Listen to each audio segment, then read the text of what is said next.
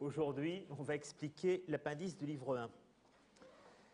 Alors, d'abord, première remarque à faire, le livre 1 n'est pas de préface, pas d'introduction, et il a un appendice. Comme si Spinoza avait décidé d'entrer immédiatement dans son sujet, sans qu'il soit besoin d'explications préalables, alors qu'il en donnera dans pratiquement toutes les autres parties de l'éthique, mais comme si, au contraire, une fois que le chemin du livre 1 est terminé, il fallait s'arrêter, alors on pourrait dire peut-être pour faire le bilan de ce qui a été dit, mais en fait, ce n'est pas du tout un bilan, c'est autre chose. Le bilan, s'il y en a un, ne remplit que les toutes premières lignes de ce très long appendice. J'ai expliqué dans ce qui précède, alors je lis justement cette petite partie bilan, et ce qui est intéressant à remarquer, c'est comment il voit ce qu'il vient de faire. Et on remarquera qu'il ne suit pas tout à fait l'ordre du livre 1. J'ai expliqué dans ce qui précède la nature de Dieu et ses propriétés. Savoir qu'il existe nécessairement, qu'il est unique, qu'il est et agit par la seule nécessité de sa nature, qu'il est la cause libre de toute chose et en quelle manière il l'est. Que tout étant Dieu dépend de lui, de telle sorte que rien ne peut ni être conçu sans lui. Enfin que tout a été prédéterminé par Dieu, non certes par la liberté de la volonté, autrement dit par un bon plaisir absolu, mais par la nature absolue de Dieu, c'est-à-dire sa puissance infinie. Et ça s'arrête là, la partie bilan. Alors, qu'est-ce qu'il retient de ce qu'il a dit? Il retient au fond Dieu, ses caractéristiques, et le rapport de Dieu au reste de l'univers. Toutes choses sont en Dieu et sont prédéterminées par Dieu. C'est-à-dire que dans ce bilan, il n'estime pas nécessaire de refaire le détour par la théorie de la substance, comme il l'a fait dans le livre 1. Autrement dit, ça peut nous paraître étrange du point de vue de l'évolution de Spinoza, ce bilan du livre 1 se présente suivant le plan qui était celui de la première partie du court traité. Ce qui a été ajouté de nouveau dans l'éthique, à savoir la construction de l'idée de Dieu à partir de la théorie de la substance, disparaît dans le bilan. Comme si finalement, maintenant, on n'en avait plus besoin. Comme si maintenant, il fallait directement rassembler les 2 ou 3 éléments essentiels, Dieu, les choses, le rapport nécessaire entre Dieu et les choses. Alors, ce qu'il faut remarquer aussi, c'est que même en ce qui concerne ces éléments essentiels, Spinoza ne reprend pas tout ce qu'il en a dit, il insiste sur un certain nombre de points, et le vocabulaire qu'il utilise nous le montre. Le vocabulaire, c'est Dieu necessario existit, il existe nécessairement, il est et agit ex sola suae naturae necessitate, donc l'idée de nécessité intervient 2 fois dans ce bref bilan, et symétriquement, ce Dieu qui est 2 fois nécessaire, il est cause libre de toutes les choses. Remarquez que la liberté s'applique à l'action de Dieu, à sa causalité.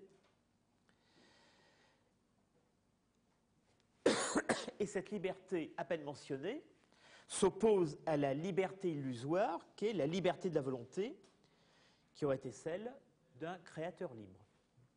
Donc, dans ces quelques lignes, on voit au fond tout ramasser dans cette opposition entre nécessité, liberté comme expression de nécessité, et libre arbitre comme illusion.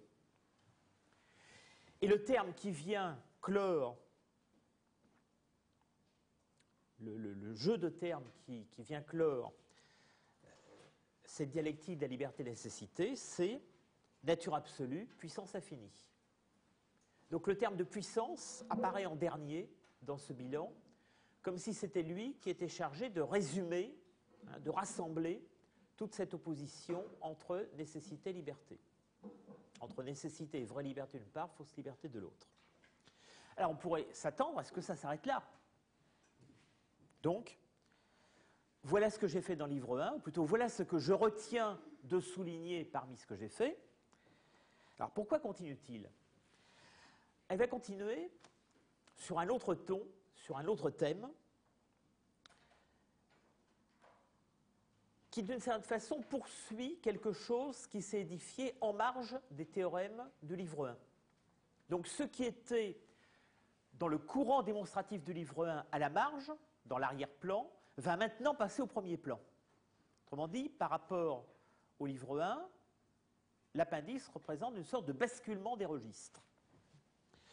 Donc, j'ai eu soin en outre, partout où j'en ai eu l'occasion, ubicumque data fuit occasio. Remarquez, ce second discours, il n'était là que quand l'occasion s'en présentait. Alors que le discours mathématique, lui, était au centre. Il n'était pas occasionnel.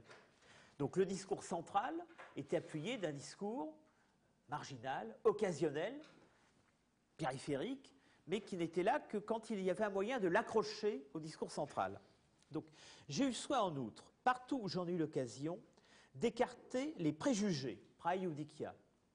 Et vous remarquez que cette fois, le mot essentiel, ce n'est plus nécessité ou liberté, c'est ce mot praeudicium qui va survenir 4 ou 5 fois de suite dans les quelques lignes qui suivent.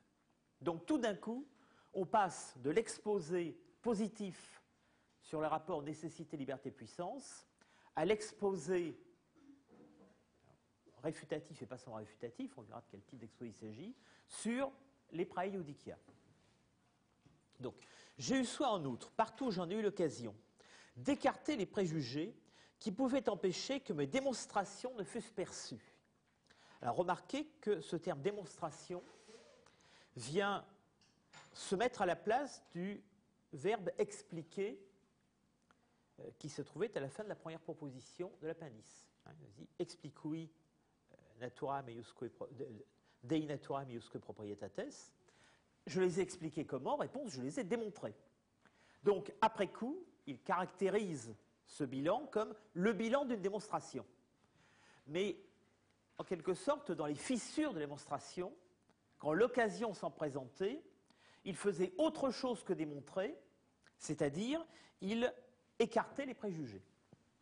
Et maintenant, on va passer d'un registre majoritairement démonstratif à un registre qui consistera, au contraire, à prendre en vue directement ces préjugés.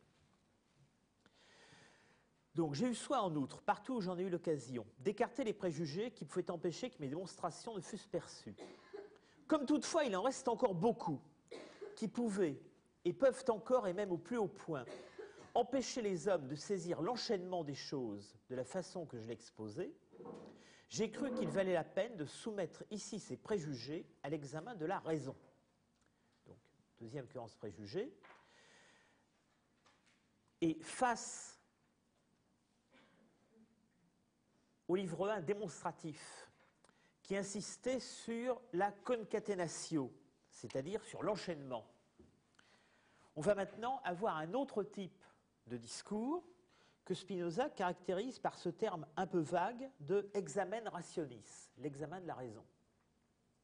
C'est donc que la raison peut avoir plusieurs types d'activités. Elle peut s'exercer de plusieurs façons. Elle peut s'exercer par la démonstration qui montre l'enchaînement des choses. Elle peut aussi s'exercer par l'examen. Donc, il ne faut pas s'y tromper. Les deux registres, celui majoritaire du livre 1 et celui minoritaire dans le livre 1, mais majoritaire dans l'appendice, sont tous les deux des modes d'exercice de la raison. Donc il y a une raison démonstrative et une raison examinante.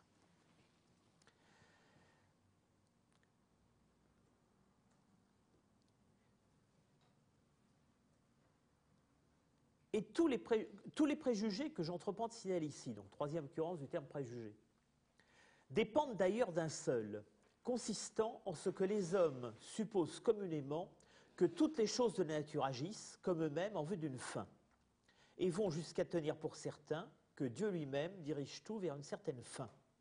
Ils disent en effet que Dieu a tout fait en vue de l'homme et qu'il a fait l'homme pour que l'homme lui rendît un culte. Donc là, on voit apparaître deux nouveaux personnages théoriques.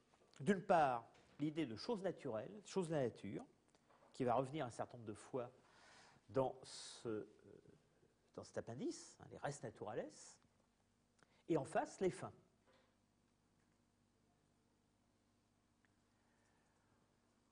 L'appendice sera essentiellement consacré aux fins et à leur réfutation, mais pour comprendre pourquoi, à la fois pourquoi c'est faux et pourquoi nous ne croyons pas spontanément que c'est faux, il faudra essayer de reconstituer ce que Spinoza veut dire à propos des res naturales.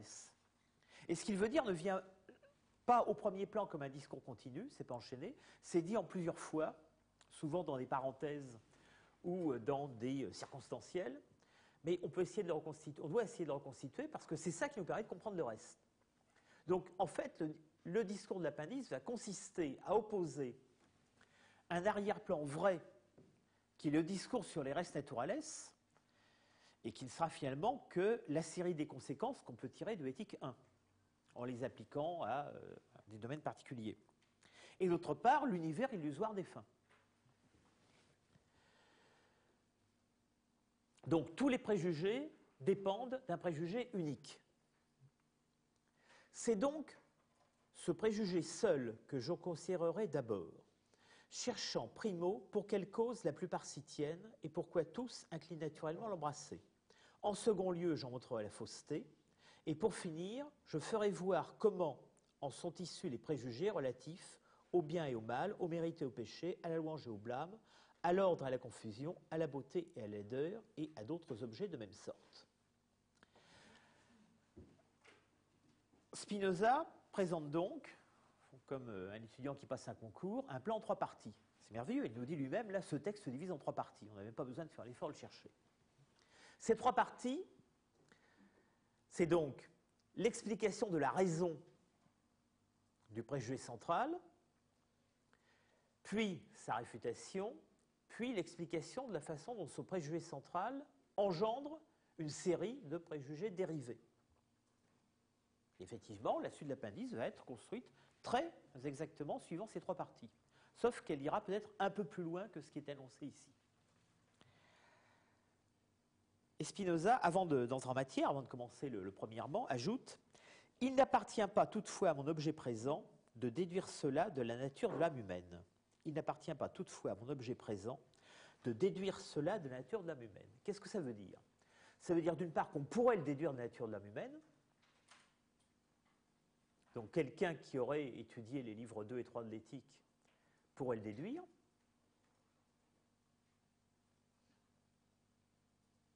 Mais au point où nous en sommes ici, à la fin du livre 1, nous ne savons encore rien sur l'âme humaine, donc on ne peut pas se livrer à cette déduction. Et deuxièmement, ça veut dire qu'on n'en a pas besoin, qu'on peut se livrer à cette description, à cet examen de la raison, sans le faire sous forme d'explication génétique. Alors ça devrait nous rappeler quelque chose, ça devrait nous rappeler la façon dont, dans le traité de la réforme de l'entendement, sont traités un certain nombre de phénomènes qui concernent l'âme.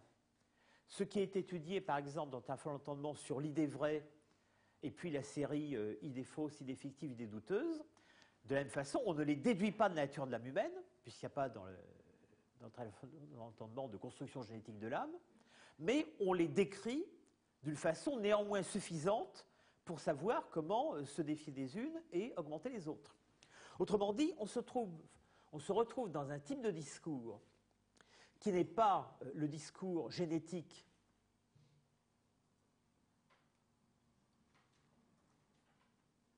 où on va de la connaissance de la nature d'une chose à la connaissance de ses conséquences,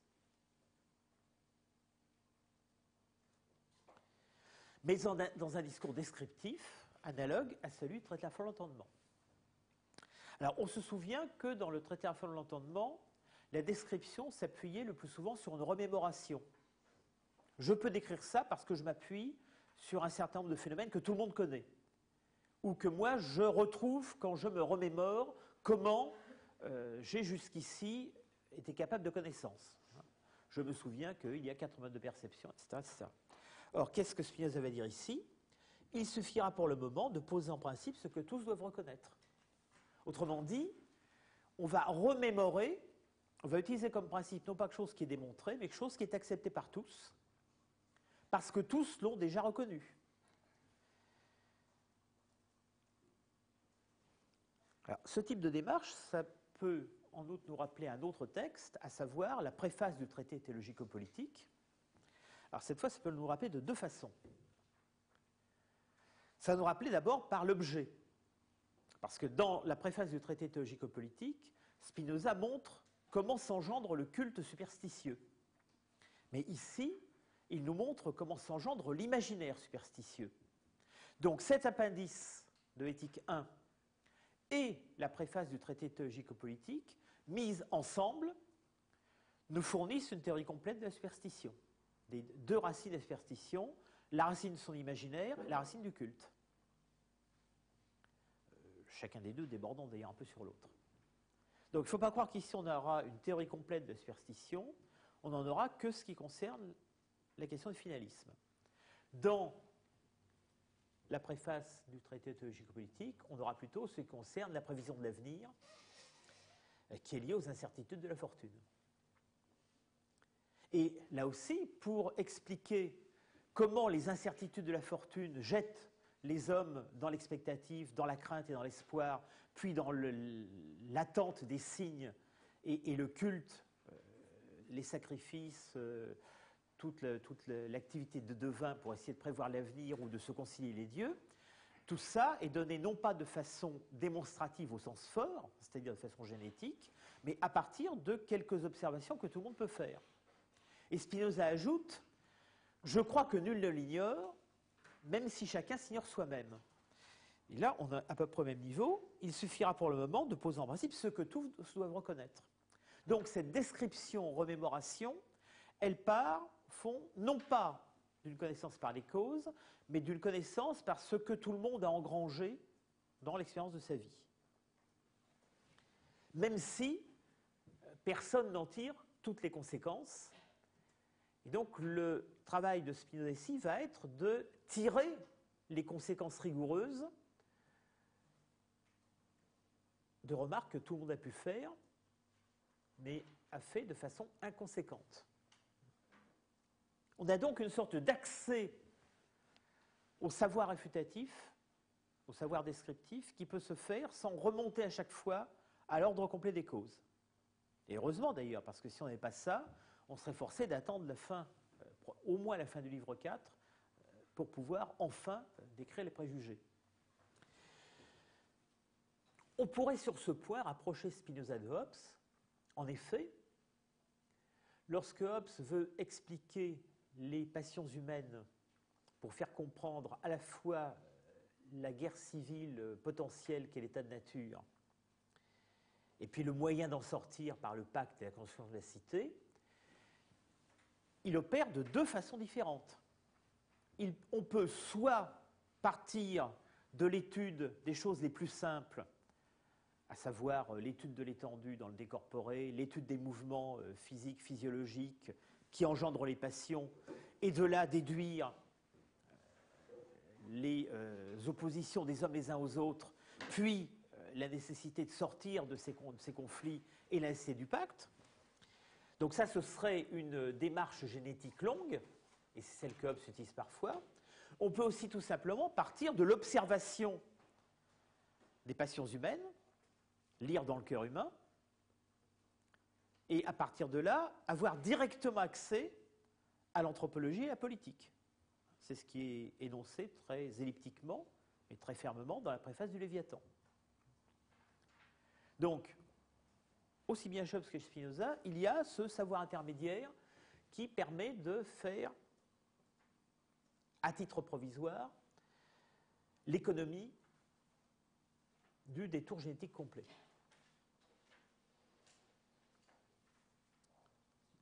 Alors, je commence la description, enfin l'analyse de cette description. Alors, il faut avoir présent à l'esprit, donc d'une part, qu'au passage, on va voir peu à peu se construire une théorie générale des événements naturels, c'est-à-dire ce que les préjugés ne voient pas. Cette théorie générale des événements naturels, elle n'a rien d'extraordinaire. C'est simplement ce qu'on peut tirer à partir du livre 1 concernant le cours de la destinée humaine.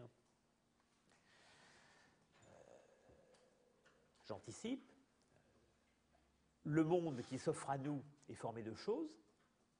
Ces choses sont des choses naturelles. Ces choses sont produites par la puissance de la nature, ce qu'on avait appris à la fin du livre 1. Parmi ces choses naturelles, il y en a qui nous sont utiles, il y en a d'autres qui nous sont inutiles, il y en a aussi qui nous sont nuisibles. Et bien entendu, ce caractère plus ou moins puissant que nous, utile, nuisible ou autre, ne dépend pas du tout d'une harmonie spontanée entre nous et les choses. D'une part, la puissance des choses dépend de la puissance de la nature, et non pas de notre puissance à nous. Et d'autre part, le fait que telle ou telle chose nous soit utile ou nuisible est contingent par rapport à la nature de la chose. Contingent au sens où ça renvoie à deux séries de causalités différentes. Donc il se trouve que certains végétaux pourront entrer en relation positive avec mon organisme, et donc je m'en nourrirai. D'autres entreront dans une relation de destruction avec mon organisme, et ce sont des poisons. Mais rien dans la nature interne végétale n'est fait pour ça. Donc, au fond, l'idée de choses naturelles, ça renvoie à la fois à la puissance de la nature, qui produit ces choses, spontanément, et d'autre part, ça renvoie à une cassure entre l'ordre qui est celui de l'humain et l'ordre naturel. Cassure en ce sens qu'il n'y a pas de prédétermination dans l'un pour l'autre. Donc l'ordre humain aussi est un ordre naturel, mais il répond à ses propres lois, comme chacune des sphères de la nature obéit à ses propres lois.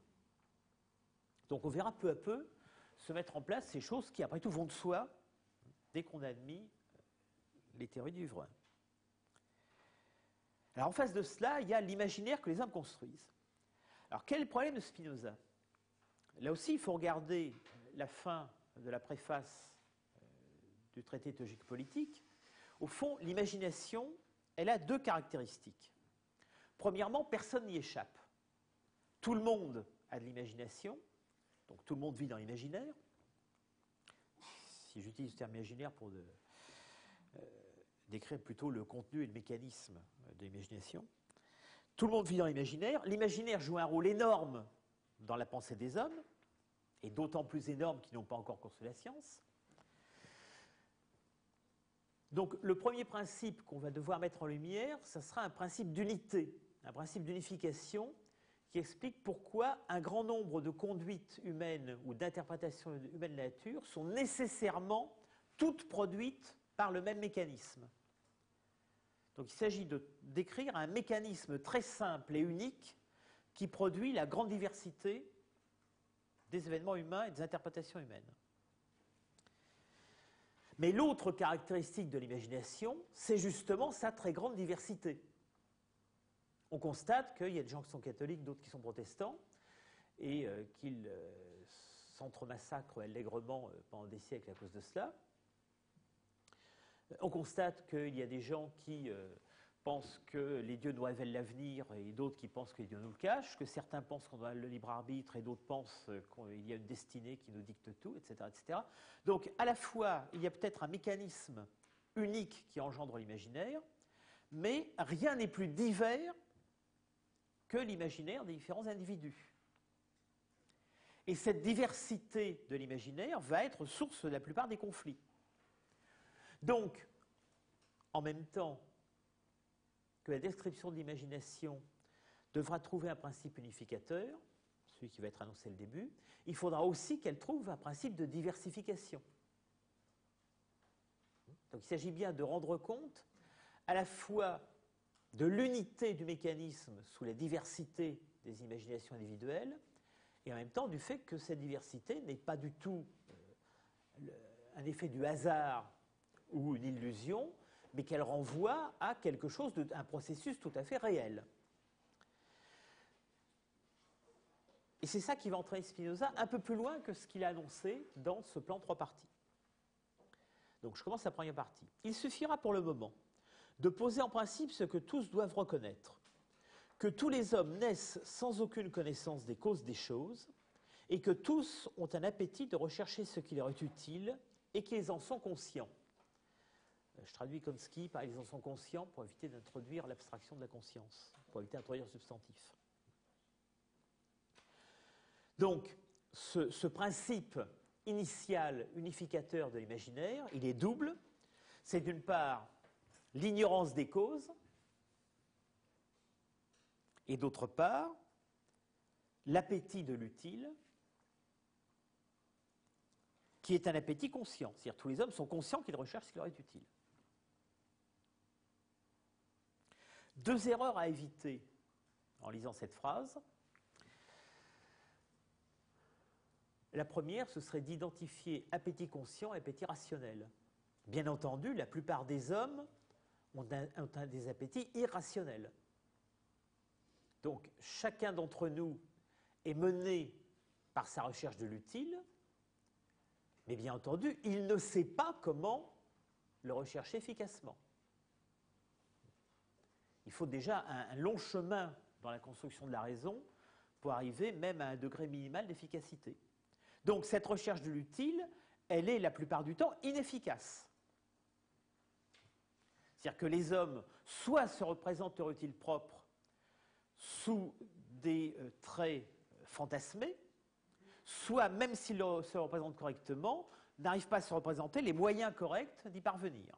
En général, les deux processus se mêlent, les deux déviations se mêlent. Donc, la recherche consciente de l'utile propre n'est ni une recherche rationnelle, ni une recherche efficace. Autrement dit, ils sont conscients qu'ils cherchent ce qui leur est utile, mais en même temps, ils ne sont pas conscients qu'ils ne savent pas s'y prendre. Donc la conscience, le processus de conscience, n'accompagne pas nécessairement un processus d'efficacité ou de rationalité. Deuxième erreur à ne pas commettre, on la trouve quelquefois sous la plume de certains commentateurs, c'est celle qui consisterait à s'arrêter à la première partie de la phrase. Les hommes naissent sans aucune connaissance des causes des choses. Et à dire, mais là Spinoza se trompe, puisqu'il nous dit que du néant rien ne peut naître, comment une ignorance pourrait-elle engendrer quelque chose? Comment une simple mutilation pourrait-elle engendrer quelque chose de positif comme de l'imaginaire? Réponse, ça n'est évidemment pas l'ignorance des causes qui engendre l'imaginaire. C'est la juxtaposition entre la recherche embryonnaire de l'utile, la conscience de cette recherche, et l'ignorance des causes. L'ignorance à elle toute seule ne produit rien. C'est la juxtaposition entre l'ignorance et la recherche consciente qui produit quelque chose. Alors, comment est-ce que ça le produit? Réponse. Premièrement, les hommes se figurent être libres parce qu'ils sont conscients de leur volition et de leur appétit, mais ils ne pensent pas, ni per somnium, même en rêve, aux causes qui les y amènent. Donc, chacun est conscient de rechercher à manger, de rechercher les honneurs, de rechercher du plaisir, etc., etc. Mais personne n'est conscient des raisons, des raisons psychologiques ou des raisons simplement physiques. Quand j'ai faim, c'est parce qu'il se passe à l'intérieur de mon corps toute une série de phénomènes physiologiques qui m'amènent à rechercher la nourriture et me le font ressentir. Donc, à la fois, je suis conscient que j'ai faim et je suis totalement inconscient des mécanismes réels qui, dans mon corps, provoquent ce sentiment. Ce qui fait que je peux penser avoir faim librement. Et de même, si je désire être élu magistrat, consul, syndic de la ville d'Amsterdam ou quoi que ce soit de ce genre, j'ai l'impression de vouloir cela de façon libre, alors qu'en réalité, il y a toute une série de traditions historiques de ma famille, de mécanismes psychologiques d'envie de celui qui avait déjà ce poste, ou tout ce que vous voudrez, qui ont produit en moi ce désir. Donc je suis conscient du désir, je ne suis pas conscient de sa causalité. Je crois donc que ce désir est né en moi sans cause. Donc j'identifie la liberté du désir à sa gratuité, à son absence de cause.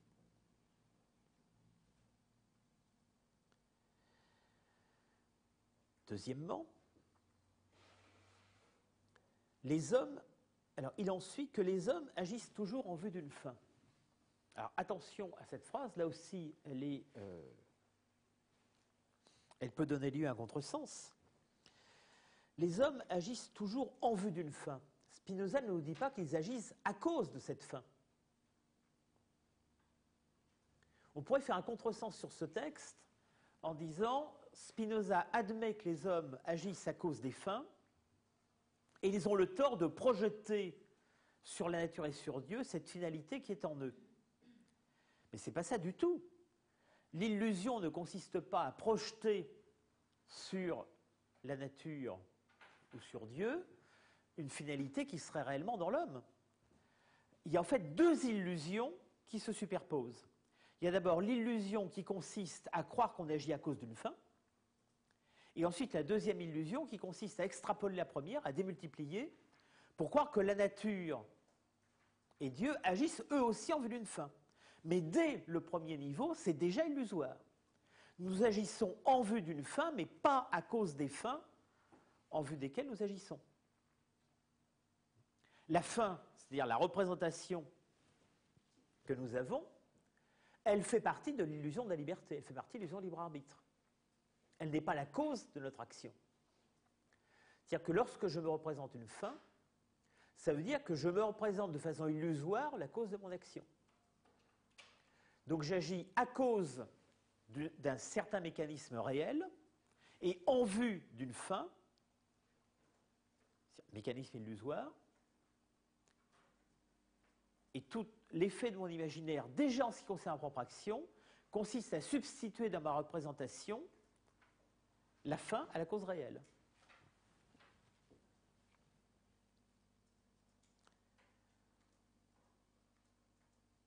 Donc je crois que je me démène au sein de la municipalité d'Amsterdam pour être élu magistrat, et que je fais ça à cause de cette représentation que j'ai, de l'honneur que ça représente, de tout le discours que je tiens, etc. etc. Et Spinoza est en train de nous dire, non, je le fais pour de toute autre raison, ou au moins en grande partie pour d'autres raisons, mais ces autres raisons, la fin me les dissimule.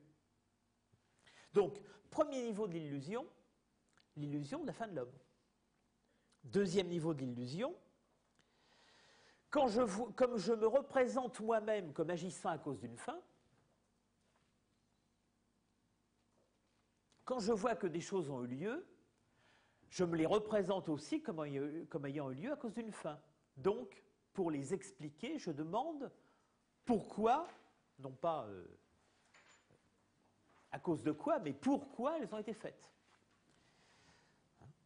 D'où résulte qu'il s'efforce toujours uniquement à connaître les causes finales des choses qui ont été accomplies, et il se tient un repos quand ils ont été informés. Donc quand j'apprends qu'il y a une guerre entre la Hollande et l'Angleterre, quand j'apprends que les États, les États généraux des Provinces-Unies ont passé telle ou telle loi, je demande pourquoi ils ont fait ça. Et le pourquoi ne renvoie pas une cause, mais un but. Dans quel but ils ont fait ça? Et si mon voisin me dit ils ont fait ça pour telle ou telle raison, et encore une fois, en vue de telle ou telle chose, je me tiens satisfait. C'est-à-dire que j'admets le discours qui me dit en vue de quoi la guerre ou la loi a été faite, et je ne me demande pas quelles sont les causes réelles, économiques, politiques, etc., ou passionnelles, qui les ont provoquées. Donc, si quelqu'un me donne la raison finale, je m'en tiens satisfait, et si personne ne me la donne, je fais quoi? Eh bien, je vais moi-même chercher une raison finale. C'est-à-dire que je vais essayer d'interpréter la loi ou la guerre ou tout autre événement, mais ça peut être aussi un événement naturel, le débordement d'un fleuve, l'avalanche, tout ce que vous voudrez, en me posant la même question, pour quelle fin ça a été fait? Autrement dit, le premier mécanisme, le premier mécanisme de l'imaginaire, c'est un mécanisme projectif. On va voir, Spinoza le soulignait un certain nombre de fois. Je projette sur les autres hommes, sur la société ou sur la nature, les fins que je me connais moi-même. Et ainsi juge-t-il nécessairement de la complexion d'autrui par la leur. Alors pour l'instant, on ne parle pas encore de la nature, mais on va le faire après. Donc, quand j'essaye de comprendre pourquoi les Anglais ont fait la guerre aux Hollandais, ou pourquoi les Amsterdam ont choisi telle loi plutôt que telle autre, si personne ne me donne une raison, je me demande pourquoi moi je l'aurais fait. Et donc, premier mécanisme projectif, je projette sur autrui, sur les autres hommes, le raisonnement finaliste que je m'applique à moi-même. Alors, comme ce raisonnement est déjà illusoire en ce qui me concerne moi, il va l'être tout autant en ce qui concerne les autres. Deuxième temps, comme en outre, ils trouvent en eux-mêmes et hors d'eux un grand nombre de moyens contribuant grandement à l'atteinte de l'utile.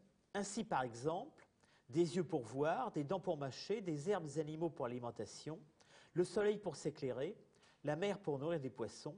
Ils en viennent à considérer toutes les choses existant dans la nature comme des moyens à leur usage. Donc nous voyons là, une nouvelle fois, apparaître ce syntagme, les choses existant dans la nature, les res naturales qu'on a vu tout à l'heure. Donc les choses naturelles, nous savons ce que c'est, ce sont des choses qui sont produites par la puissance de la nature. Et il faut rajouter, et elles sont produites évidemment pas pour nous, elles sont produites par la puissance naturelle.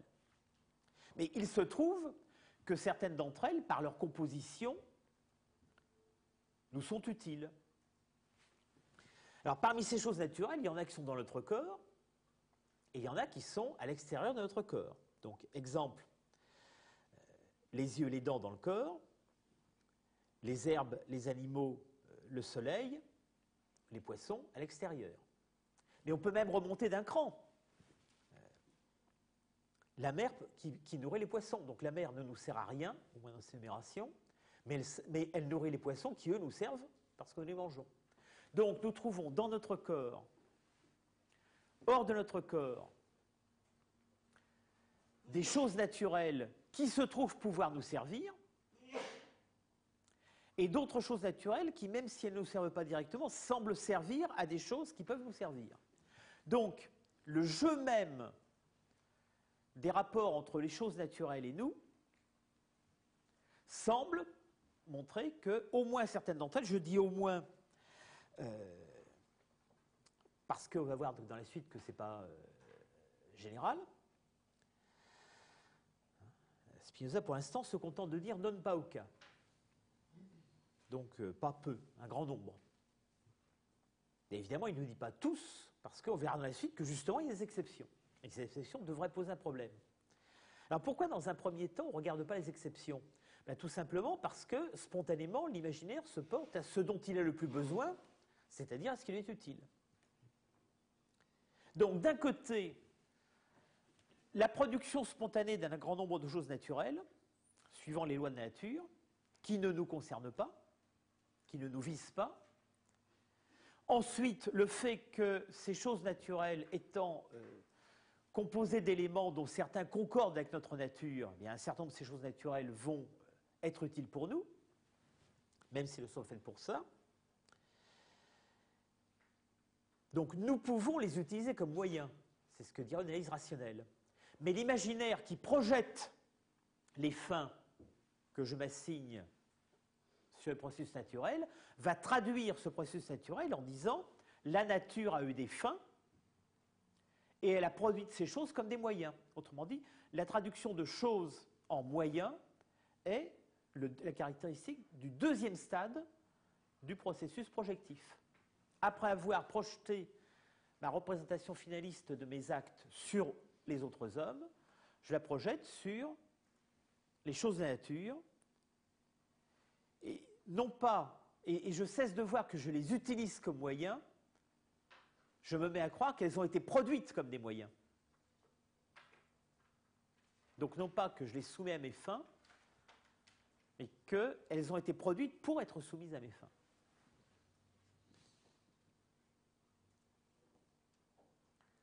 Ils ont donc considéré toutes les choses existant dans la nature comme des moyens à leur usage. Or, ces moyens, ils les ont trouvés, mais ils ne les ont pas fabriqués. Spinoza renvoie ici à des questions traditionnelles entre choses naturelles et choses artificielles. Sauf que, bien entendu, les choses artificielles ne sont pas moins naturelles que les autres. Mais ici, le projecteur se braque sur celles qui sont naturelles au sens strict. C'est-à-dire celles qui sont naturelles sans être des artefacts. Si on parlait en langage strictement spinoziste, on dirait la distinction entre la nature et l'artifice est une fausse distinction, puisque toutes les choses naturelles sont produites par la puissance de la nature. Ce qu'on appelle les artefacts, ce sont des choses qui sont produites par la puissance de la nature en tant qu'elle passe par moi. Donc, une lampe ou une table, elles sont tout aussi naturelles qu'une plante ou un animal, puisqu'elles sont produites par des processus naturels. Mais simplement, la lampe ou la table, je sais que des hommes les ont faites, j'ai vu, au moins je peux me représenter comment des hommes les ont fabriquées. Alors que la plante ou l'animal, je n'ai pas vu d'homme les fabriquer. Alors, je devrais en déduire que c'est un processus naturel différent qui les a fabriqués. Mais appliquant une nouvelle fois un processus projectif, j'en déduis que quelqu'un, analogue à moi, les a fabriqués pour moi. D'où cette idée qu'il y a quelqu'un d'autre qui les a procurés pour que les hommes fassent usage. Donc, la transformation des choses en moyens implique une deuxième transformation, celle de ces moyens en produits finalisés. Donc, implique qu'il existe des créateurs.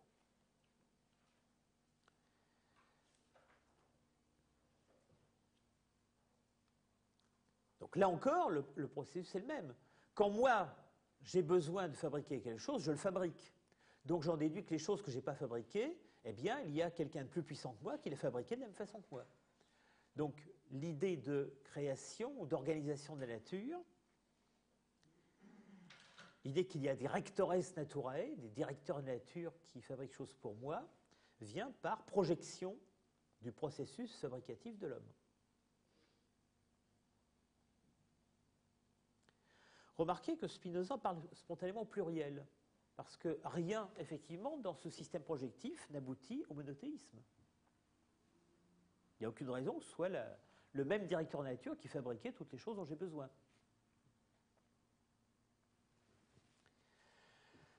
Alors, comment se représenter ces directeurs de nature? N'ayant jamais reçu au sujet de l'ingénium, c'est-à-dire au sujet de la complexion de ces êtres, aucune information, ils ont dû aussi en juger d'après la leur propre, donc nouveau processus projectif. Maintenant que j'ai, par une série de projections, supposé qu'il y a des grands fabricateurs qui ont fait la nature pour moi, je me demande comment ils sont faits, eux-mêmes, comment ils raisonnent, qu'est-ce qu'ils attendent. Eh bien, je pense simplement que ce sont des hommes comme moi, mais plus grands, plus puissants. Autrement dit, on voit là comment l'homme fabrique les dieux par projection, une nouvelle fois, de son propre ingénium. Donc on a projeté successivement sa représentation finaliste, puis sa représentation de la fabrication, puis maintenant sa représentation de son ingénium et de ses passions. Donc, n'ayant jamais reçu au sujet de la complexion de ces êtres aucune information, ils ont dû aussi en juger d'après leur propre, et ainsi ont-ils admis que les dieux dirigent toutes choses pour l'usage des hommes, afin de se les attacher et d'être tenus par eux dans le plus grand honneur. Autrement dit, les dieux se comportent comme des magistrats, par exemple, qui font du bien aux citoyens pour que les citoyens les honorent. Donc, les dieux se comportent à l'égard des hommes comme les hommes hobbesiens se comportent entre eux, par la recherche des honneurs. Vous voyez qu'on a peu à peu étendu le processus projectif de deux façons différentes. D'abord, on l'a étendu à des objets différents. J'ai d'abord pensé que les autres hommes agissaient comme moi, puis que la nature agissait comme moi, puis que les créateurs de la nature agissaient comme moi. Et d'autre part, on l'a étendu en ce sens qu'on a d'abord étendu la représentation finaliste, puis la représentation fabricatrice, et maintenant la représentation passionnelle. Donc on voit bien comment, peu à peu, l'imaginaire, ici imaginaire superstitieux, se constitue par une série de projections successives. C'est-à-dire que c'est à partir de ce que je sais, ou plutôt de ce que je crois savoir de moi, que je constitue la représentation imaginaire de l'ensemble de l'ordre du monde et de ses supposés dirigeants.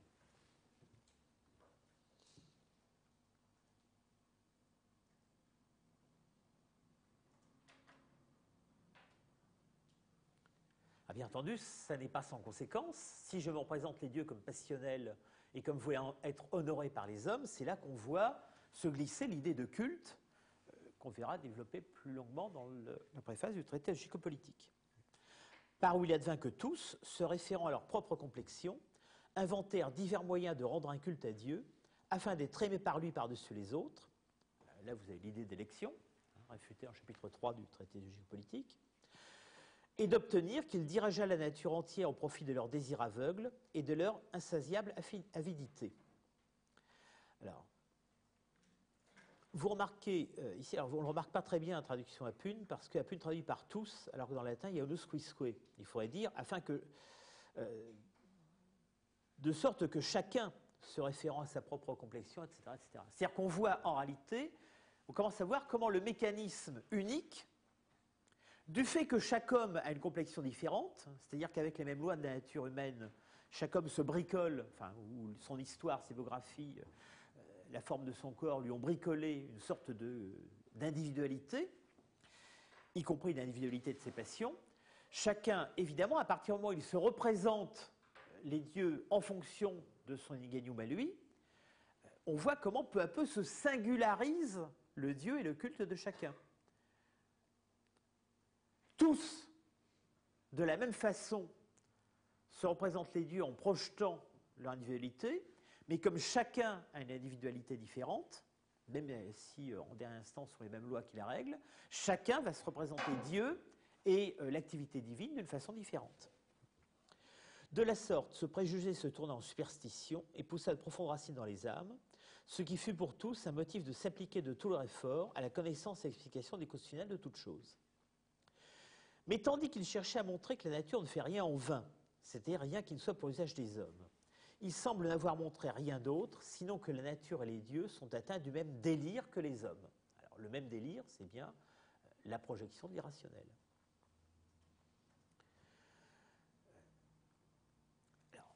Deuxième temps maintenant de la considération des choses naturelles.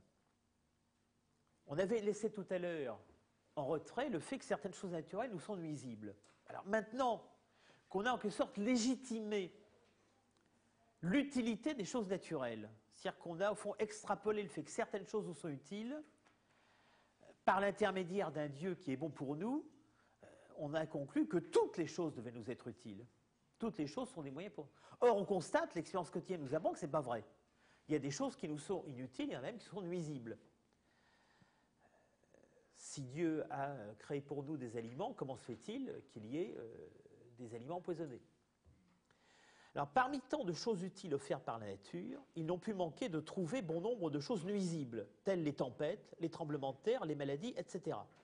Donc, maintenant, il y a une difficulté supplémentaire qui se pose à l'interprétation finaliste. Si Dieu a tout fait pour nous, comment se fait-il qu'il y ait des choses nuisibles? Réponse, il va falloir attribuer aussi les choses nuisibles à Dieu, et pour ne pas dire qu'il nous a fait du mal exprès, puisqu'au contraire on pense qu'il est bon, il faut dire qu'il nous a fait du mal pour nous punir. Et ils ont admis que de telles rencontres avaient pour origine la colère de Dieu, excitée par les offenses des hommes envers lui ou par les péchés commis dans son culte. Et en dépit des protestations de l'expérience quotidienne, montrant par des exemples sans nombre que les rencontres utiles et les nuisibles échouent sans distinction aux pieux et aux impies, ils n'ont pas pour cela renoncé à ce préjugé invétéré. Donc, premier pas en arrière de la superstition, j'ai dit que Dieu faisait tout pour nous, mais je constate qu'il y a des tempêtes, des maladies, des empoisonnements, etc. Donc, je dois, pour tenir compte de cette expérience, qui semble contredire l'interprétation finaliste, admettre que s'il y a de choses nuisibles, c'est parce que Dieu nous punit. Et qu'il nous punit pour nos actes impies. Maintenant, deuxième pas en arrière, je constate qu'en réalité, les tempêtes ne s'abattent pas forcément sur la tête des méchants et que les bons ne sont pas toujours récompensés. Alors, encore une fois, reportons-nous du côté de l'ordre des choses tel que le voit Spinoza. Si je regarde les choses de nature en tant que choses de nature, ça ne demande pas d'explication, puisque tout simplement, elles ne sont pas faites pour nous. Le même ordre de la nature qui produit choses utiles produit également des choses nuisibles parce qu'elles ne sont en soi ni utiles ni nuisibles. Il se trouve simplement que certaines nous sont utiles, d'autres sont nuisibles, sans qu'il y ait d'intention derrière. Donc, du point de vue de l'interprétation spinoziste de l'ordre des choses naturelles, ça ne demande pas d'explication supplémentaire. Mais du point de vue de l'interprétation finaliste, ça demande une explication supplémentaire. Or, une fois qu'on en est au deuxième pas en arrière, c'est-à-dire qu'on constate que précisément l'explication en termes de punition n'explique pas tout, que faire? Eh bien, il faut recourir à l'ignorance. Ils ont trouvé plus expédient, plutôt que de renoncer à ce préjugé, de mettre ce fait au nombre des choses inconnues dont ils ignoraient l'usage et de demeurer dans leur état actuel et natif d'ignorance, plutôt que de renverser tout cet échafaudage et d'en inventer un autre. Ils ont donc admis comme certain que les jugements de Dieu passent de bien loin la compréhension des hommes. Et remarquez que cette formule, ça n'est peut-être pas par hasard, que tout en désignant l'imagination la plus superstitieuse, elle peut, du point de vue spinoziste, s'appliquer aussi à ce que dit Descartes. Descartes dit exactement la même chose, que nous ne sommes pas au courant des saints divins.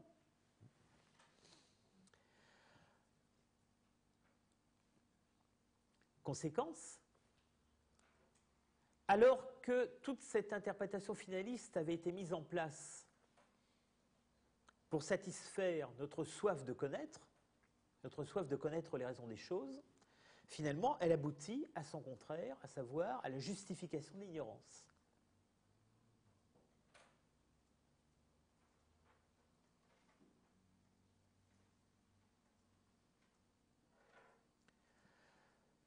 Donc, on ne doit pas dire les hommes sont ignorants, on doit dire, premièrement, les hommes sont ignorants, et deuxièmement, le mécanisme spontané de leur imaginaire, le mécanisme spontané nécessaire de l'imaginaire, produit un surcroît d'ignorance et des raisons de ne pas en sortir. Donc, il ne faut pas du tout voir l'ignorance comme un simple phénomène de hasard. Bien sûr, il y a d'abord une ignorance première qui est due au hasard, il y a le fait que nous naissons ignorants des causes des choses.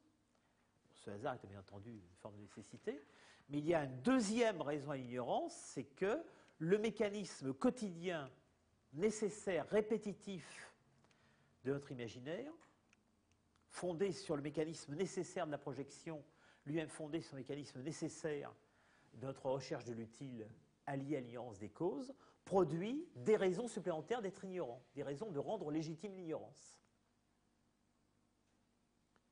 Autrement dit, l'obstacle à la science, l'obstacle au développement de la science, ce n'est pas l'ignorance seule, c'est la légitimation superstitieuse de l'ignorance.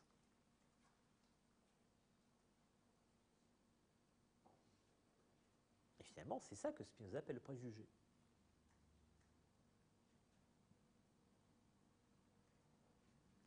Donc, il ne faut pas se tromper sur le terme préjugé. On a vu que Spinoza l'utilisait de façon massive au début de ce texte, 5 fois en quelques lignes.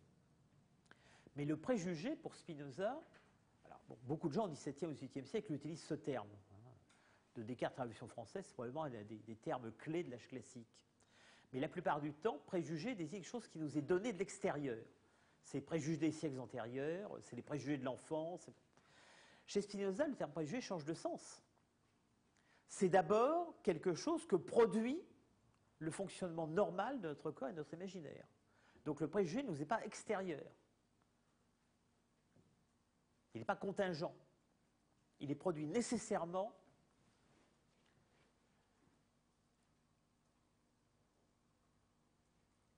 par le fonctionnement normal de ce que nous sommes. Et donc, il est non seulement produit, mais reproduit journellement au fur et à mesure que nous existons.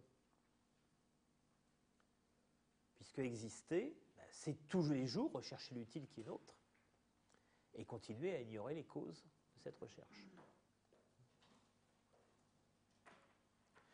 Donc il faut bien voir que pour Spinoza, le préjugé finaliste, c'est un préjugé premier, ce n'est pas un préjugé originaire, au sens où il serait dans une lointaine origine. C'est au contraire un préjugé perpétuellement reproduit. Et on peut remarquer que très souvent, tout l'effort de Spinoza, quand il analyse les mécanismes naturels, consiste à penser la production comme reproduction. Les raisons pour lesquelles les citoyens sont dangereux pour l'État, elles sont reproduites par leur comportement quotidien. Les raisons pour lesquelles les hommes sont ignorants sont reproduites par la reproduction indéfinie de ce préjugé originaire, etc., etc. Donc il ne faut pas voir l'origine, quelque chose qui est placé dans le temps à un premier moment. C'est quelque chose, au contraire, qui est là dès qu'il y a nature humaine et aussi longtemps qu'il y a nature humaine. On pourrait donc conclure que jamais les hommes ne sortiront de l'ignorance, puisqu'ils y sont non seulement au début, mais ils y sont maintenus par de tels préjugés. Et c'est pratiquement ce que dit la fin de ce texte. Cette seule cause, certes, aurait pu faire que le genre humain fût à jamais ignorant de la vérité. Et là intervient l'autre composante de la réflexion Spinoza. Si la mathésis, et je crois qu'ici ça veut dire mathésis, ça veut dire mathématique, si la mathématique occupait non des fins, mais seulement des essences et propriétés des figures n'avaient fait luire devant les hommes une autre norme de vérité. Donc, ce qui a pu arracher les hommes à ce cycle indéfiniment reproduit de l'ignorance et de sa légitimation, c'est la mathématique et le modèle qu'elle peut fournir. Alors, comment il se fait que la mathématique a pu naître? Ça ne nous est pas dit ici. On pourra avoir aperçu là-dessus dans le livre 2, Propositions communes. Pour l'instant, on constate, au fond, un fait de la raison. Il y a eu un certain moment d'histoire humaine, la naissance de la science, la naissance des mathématiques. Et au fond, ce fait, alors lui, originaire, lui, il peut être pointé à un moment donné de l'histoire. Eh bien, lui, il a eu de proche en proche une série d'effets à l'extérieur de lui-même, c'est-à-dire que la mathématique ne s'est pas contentée de développer une norme de vérité intérieure à son propre processus, mais que cette norme de vérité a pu s'appliquer à l'extérieur d'elle. Donc la mathématique a pu fournir un modèle antifinaliste qui a pu, dans certains cas, dans certaines circonstances favorables, faire reculer le modèle finaliste d'interprétation de la nature. Vous savez, il ne faut pas se tromper. Les hommes continuent à naître spontanément finalistes. Donc il faut qu'ils apprennent, et difficilement, les mathématiques et leurs modèles. Et on pourrait même imaginer que quelqu'un, par exemple, un bon mathématicien, continue à être finaliste dans le reste de son activité s'il ne prend pas la précaution d'exporter ce modèle antifinaliste hors de son champ professionnel. Et ici, Spinoza ajoute une phrase assez énigmatique. Outre la mathématique, on peut assigner d'autres causes encore par lesquelles il a pu arriver que les hommes aperçussent ces préjugés communs et fussent conduits à la connaissance vraie des choses. Donc, Spinoza semble dire ici qu'il y a peut-être eu d'autres raisons que les mathématiques de sortir du préjugé finaliste. Mais lesquelles? Alors, nous restons sur notre fin, puisqu'il ajoute d'autres causes encore qu'il est superflu d'énumérer ici. On a envie de dire c'est malin. On nous dit qu'il y a plusieurs raisons qui ont pu arracher l'histoire humaine au finalisme, et il nous dit je ne vous dirai pas lesquelles. Je vous dirai pas lesquelles. On va remarquer que tout cet appendice est quand même centré sur des réflexions de type il est superflu de le dire, je ne vais pas expliquer maintenant les causes, etc. Pourquoi il ne le dit pas? Simplement parce que ça vous entraînerait trop loin. Et au fond, il ne dira ici, dans l'appendice, que ceux dont il a besoin pour éviter le préjugé. Et pour le désigner ou le réfuter, on n'a pas besoin d'énumérer la série des causes qui en font sortir. Alors on peut quand même se poser la question, qu'est-ce que c'est que ces causes? Si on va chercher, par exemple, au début du traité politique, on voit que Spinoza, autant il critique les philosophes et les théologiens qui n'ont jamais compris ce que c'était que la cité, autant il a un certain respect pour les praticiens de la politique qui ont mis au point un certain nombre de procédures qui permettent aux États de durer. Alors, ce ne sont pas des mathématiciens, donc Spinoza prétend, en s'appuyant sur un modèle géométrique, comprendre mieux que ce qu'ils ont fait, mais il semble qu'un certain type de connaissance de la politique ait pu, par le réalisme, par le cynisme qu'il donnait aux hommes, les libérer de force des préjugés finalistes. Peut-être que les conseillers qui sont astoutis, rusés, peut-être que Machiavel ont échappé au finalisme, non pas par les mathématiques, mais par la pratique des choses des cités. Et puis, on peut constater que dans le traité autogéopolitique, il dit à peu près la même chose de Salomon. Spinoza semble considérer que la pensée de Salomon rejoint à peu près sa philosophie. Or, la seule chose négative qu'il dit sur Salomon, c'est que Salomon était nul en mathématiques. Il croyait que pi égale 3, et c'est pas vrai. Non. Donc, apparemment, on pouvait construire une philosophie de type spinoziste sans s'y connaître en mathématiques. Alors, si on regarde ce qu'il dit de Salomon, effectivement, il va découvrir, Salomon a pu découvrir des thèses qui ressemblent aux thèses spinozistes, mais qui ont la particularité de ne pas être exprimées en langage mathématique, mais plutôt dans le langage des proverbes, dans le langage de la sagesse de tous les jours. Donc tout se passe comme si, peut-être, au moins dans la lecture que Spinoza fait de la Bible, il y avait une approche sapientiale, une considération fondée sur l'expérience, sur le cours de choses humaines, qui permettent de regarder, non pas les objets physiques, mais au moins l'histoire des hommes et la fortune d'une manière qui échappe à la finalité. Donc je vous donne ces deux hypothèses pour comprendre ce qu'il y a en parenthèse.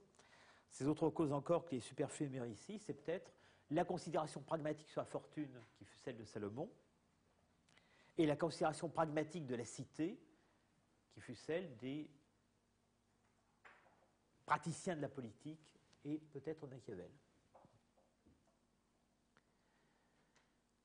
Bon, toujours est-il que ce sont des exemples qui semblent apparemment moins éclatants que les mathématiques, et pour lui, l'exemple principal, ce sera les mathématiques. La preuve, c'est le premier qu'il nomme ici. Donc on a fini avec le premier temps, avec le premier moment du raisonnement. On a décrit comment se produit et se reproduit le préjugé originaire, le préjugé central.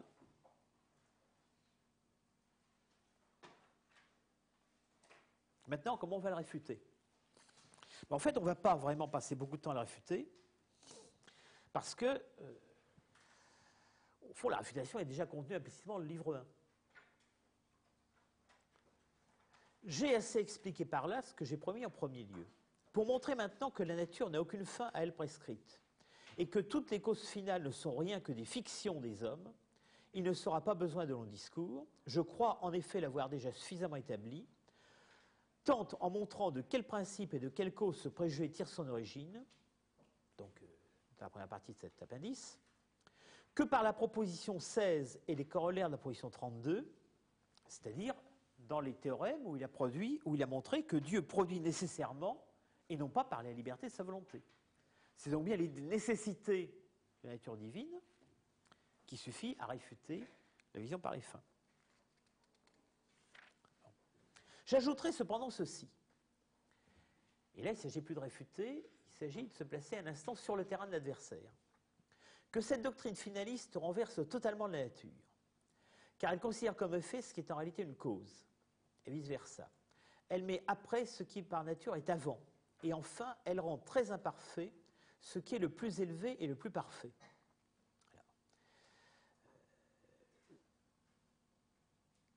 Qu'est-ce qu'il entend par là? Qu'est-ce qu'il entend par cette troisième formule? Il rend très imparfait ce qui est le plus élevé et le plus parfait. Eh bien, au fond, Spinoza rappelle ce qu'il a dit à la proposition 21, 22, 23, c'est-à-dire la théorie des modes infinis. Il a donc montré dans ses propositions que les choses de la nature, les choses singulières, sont produites non pas immédiatement par Dieu, mais par l'intermédiaire de deux modes infinis dans chaque attribut. Mais si les choses immédiatement produites par Dieu avaient été faites pour que Dieu pût atteindre sa fin, alors nécessairement les dernières, à cause desquelles les premières eussent été faites, seraient de toutes les plus excellentes. Donc, si on acceptait une conception finesse de la nature, il faudrait dire que les modes infinis sont faits en vue des modes finis. Donc que le fini est plus excellent que l'infini.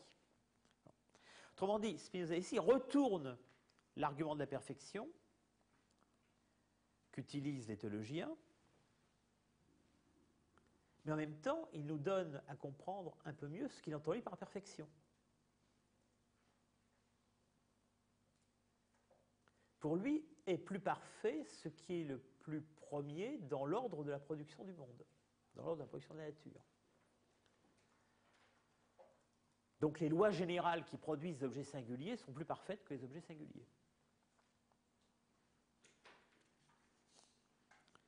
En outre, alors j'ajoute une quatrième raison, cette conception finaliste, nous montrant Dieu comme ayant des fins, implique que Dieu a des manques. Ça implique que Dieu cherche quelque chose qui lui manque, a besoin du culte des hommes. Donc en représentant Dieu de façon anthropomorphique,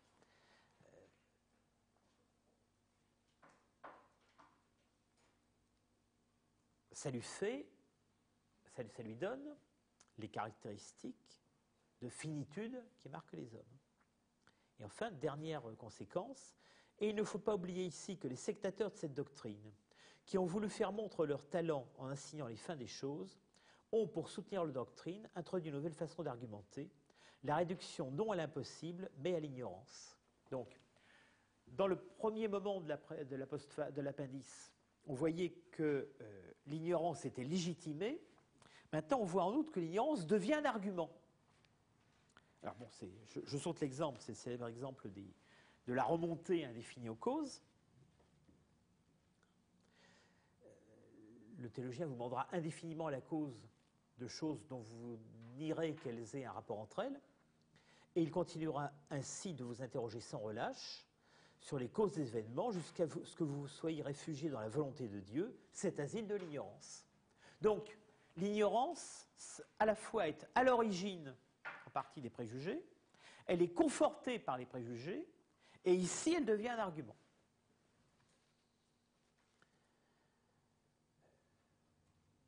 Je saute au deuxième exemple, qui ne fait que répéter le premier, et qu'on retrouvera un peu plus loin, l'argument de l'organisme.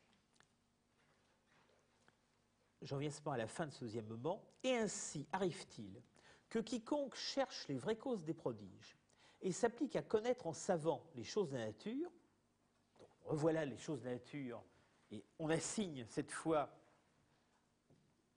le nom de leur vraie connaissance, c'est la connaissance scientifique, c'est-à-dire la connaissance par les propriétés des essences et non par les fins, eh bien celui qui fait cela sera tenu pour un hérétique et un impie, et proclamé tel par ceux que le vulgaire adore comme des interprètes de la nature et des dieux.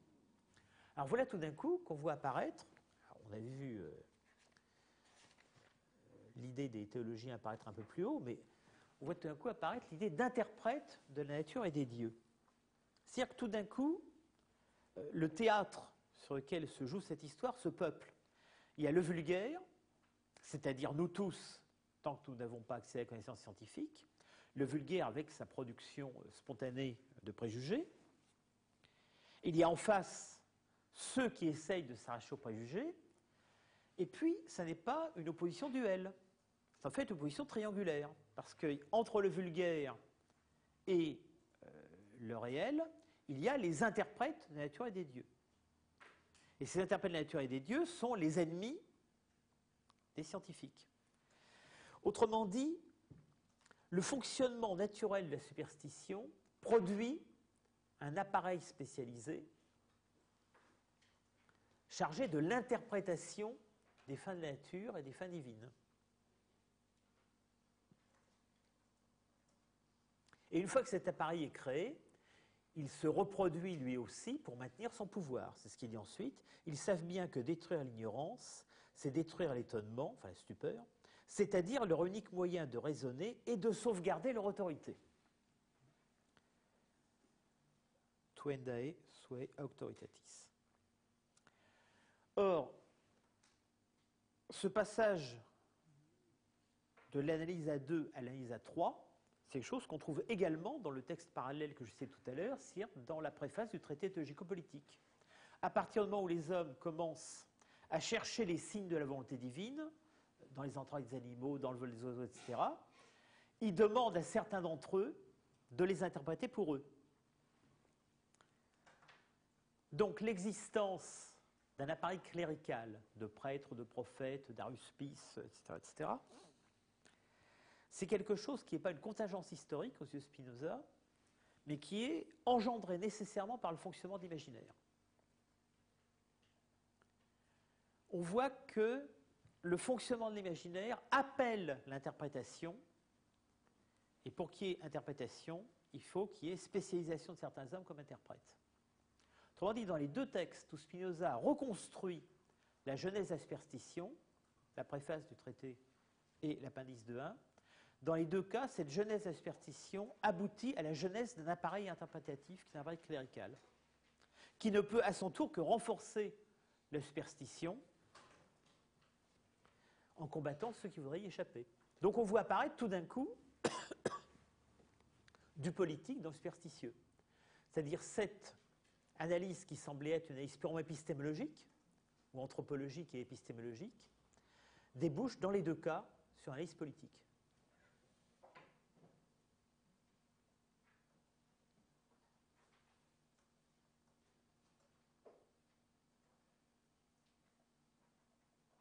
Alors, vous voyez, pourquoi faut-il des interprètes? Pourquoi est-ce que chaque homme ne peut pas simplement lire lui-même les fins divines ou les intentions divines? Réponse, ben c'est très simple. C'est qu'elles sont totalement ambiguës. Ça a été dit un peu plus haut.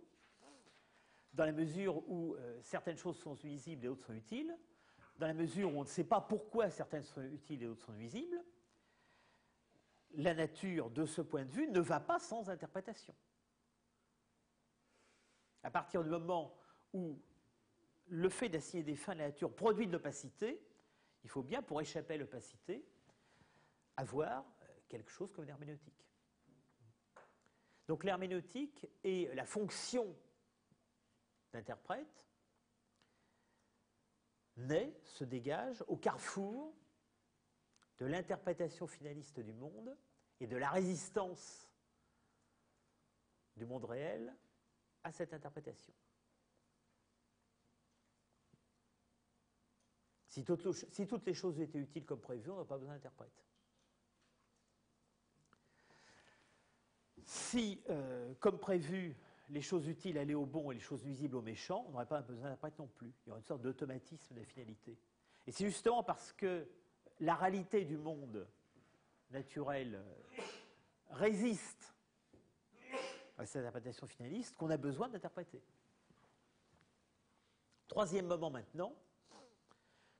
Après s'être persuadés que tout ce qui arrive est fait à cause d'eux, les hommes ont dû juger qu'en toute chose, le principal est ce qui a pour eux le plus d'utilité, et tenir pour les plus excellentes celles qui les affectent le plus agréablement. Par là, ils n'ont pu manquer de former ces notions par lesquelles ils prétendent expliquer la nature des choses, ainsi le bien, le mal, l'ordre, la confusion, le chaud, le froid, la beauté, la laideur. Et de la liberté qu'ils s'attribuent sont provenues ces autres notions, la louange et le blâme, le péché et le mérite. Donc maintenant, Spinoza explique comment, à partir du préjugé premier, s'enchaîne une série d'autres préjugés qui se présentent par couple. Par couple, à chaque fois, il y a un élément valorisé et un élément dévalorisé. Le bien, le mal, l'ordre, la confusion, le beau, le laid, etc., etc.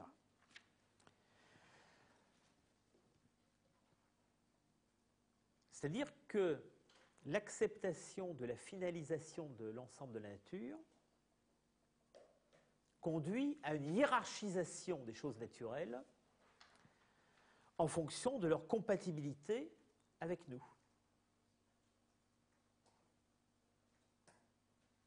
Et donc amène à inventer des termes pour désigner positivement ceux qui sont compatibles avec nous et négativement ceux qui ne nous conviennent pas. Alors, ça permet d'abord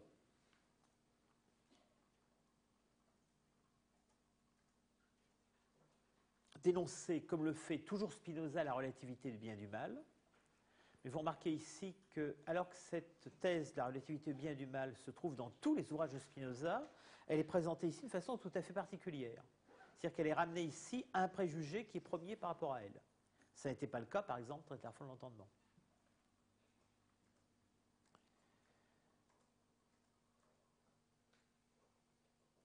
Deuxième remarque, à propos de la notion d'ordre et de confusion.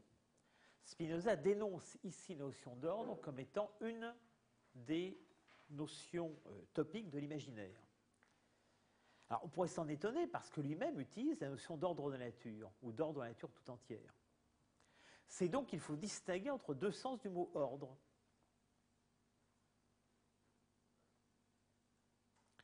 Le sens positif, celui que Spinoza utilise quand il parle d'ordre de la nature tout entière, il est positif dans la mesure où ordre est pratiquement synonyme de système de loi.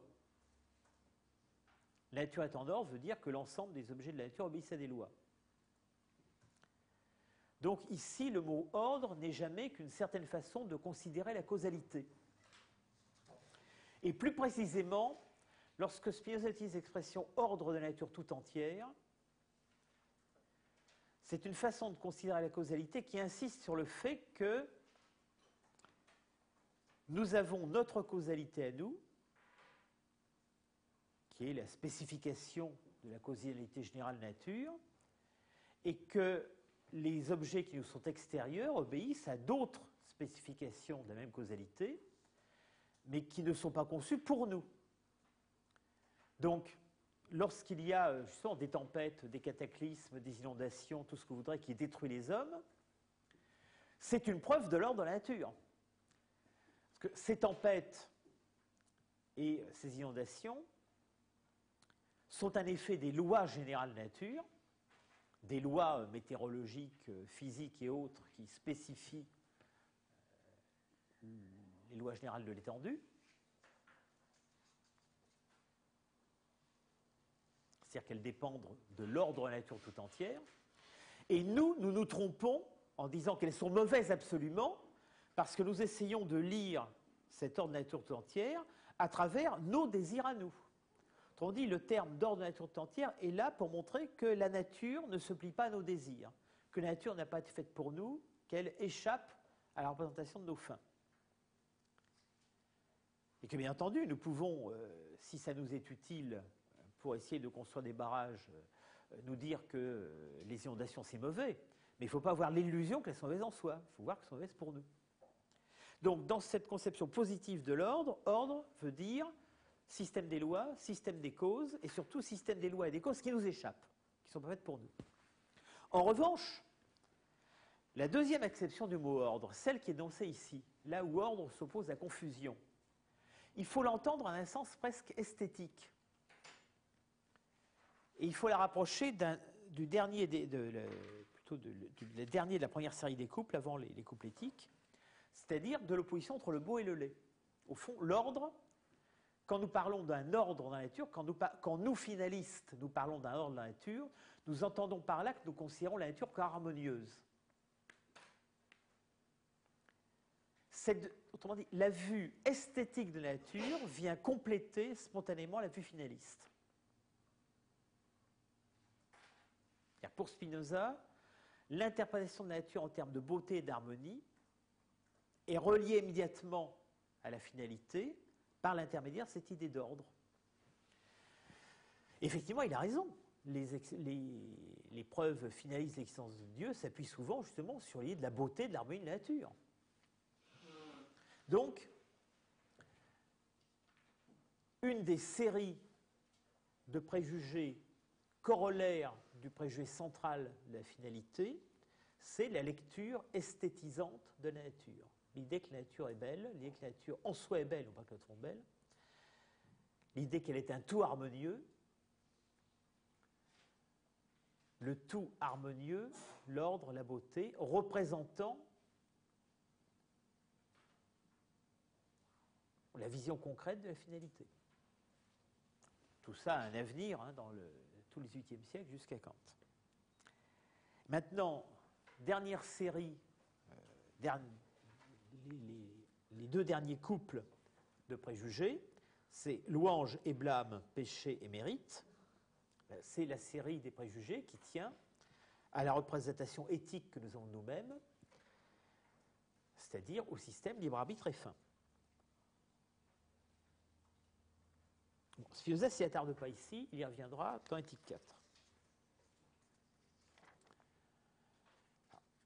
Il ne reste plus beaucoup de temps, je vais directement à la fin du passage. Tout cela montre que chacun juge des choses. Alors on retrouve le unus quisque qu'on avait déjà trouvé un peu plus haut. Tout cela montre que chacun juge des choses selon la disposition de son cerveau, ou plutôt leur a laissé se substituer les manières d'être de son imagination. Autrement dit, de même qu'on projetait son ingenium, sa complexion, on projette les dispositions du cerveau et de l'imagination. Donc tout le monde le fait, mais chacun le fait en fonction de ses propres dispositions. Vous voyez donc bien là comment le principe d'unification s'articule avec le principe de diversification. Donc la puissance de l'imagination est même pour tout le monde, mais il y aura autant de contenu imaginaire qu'il y aura d'individus. Il n'y a donc pas à s'étonner, pour le noter en passant, que tant de controverses se soient, comme nous le voyons, élevées entre les hommes, et que le scepticisme en soit enfin provenu, si en effet les corps humains conviennent en beaucoup de points. Alors que les corps humains conviennent en beaucoup de points, c'est ça qui nous permet de dire qu'il y a une espèce humaine. C'est ça et rien de plus. S'il y a quelque chose comme une essence spécifique des hommes ou de toutes autres espèces, c'est simplement cette quantité de concordance relative. Ils diffèrent en un très grand nombre, et par suite, ce qui paraît bon à l'un semble mauvais à l'autre. L'un juge ordonné ce que l'autre trouve confus, ce qui est au gré de l'un est à l'autre désagréable, et ainsi du reste. Je n'y insisterai pas, et parce que ça n'est pas le moment de traiter avec développement de ces choses, alors, on trouve pour la troisième fois l'idée qu'on ne va pas tout vous raconter dans cet appendice, et parce que tout le monde en a assez fait l'expérience. Autrement dit, ce n'est pas à peine de tout vous raconter, parce qu'en plus, vous le savez déjà. Donc on retrouve, comme au début du texte, ce court-circuit par l'expérience, par les effets que tout le monde a déjà éprouvés, qui permettent de faire l'économie d'une démonstration génétique. Tout le monde répète, autant de têtes, autant d'avis, chacun abonde dans son sens, et il n'y a pas moins de différence entre les cerveaux qu'entre les palais. Les palais, c'est le siège du goût, ce n'est pas les palais et les châteaux. Et tous ces proverbes montrent assez que les hommes jugent des choses sur la disposition de leur cerveau et les imaginent plutôt qu'ils ne les connaissent. S'ils les avaient clairement connues, elles auraient, comme a témoigné la mathématique, la puissance, sinon d'attirer, du moins de convaincre tout le monde. Autrement dit, alors que la mathématique est unificatrice, y compris dans ses contenus, l'imagination est unificatrice dans sa procédure et multiple dans ses contenus, parce que sa procédure consiste justement à s'appuyer sur l'individualité de chacun. Autrement dit, le mécanisme projectif est universel, mais ce qu'on projette, c'est l'ingenium, donc la complexion, la disposition du corps, la disposition des affects et des passions de chacun. On a donc, à la fin de cet appendice, à la fois montré l'unité et la nécessité du délire imaginatif chez tous les hommes, et en même temps fonder sa diversité totale d'un homme à l'autre, d'un individu à l'autre. Alors c'est important parce que c'est ça qui va expliquer justement pourquoi l'imagination est la cause des conflits, des guerres religieuses, des altercations passionnelles, etc., etc. Toutes choses qu'on retrouvera dans le livre 4 et dans les traités. Bon, je ne commente pas la fin. Je m'arrête donc pour cette fois, et la prochaine fois, nous allons commencer directement étude 2.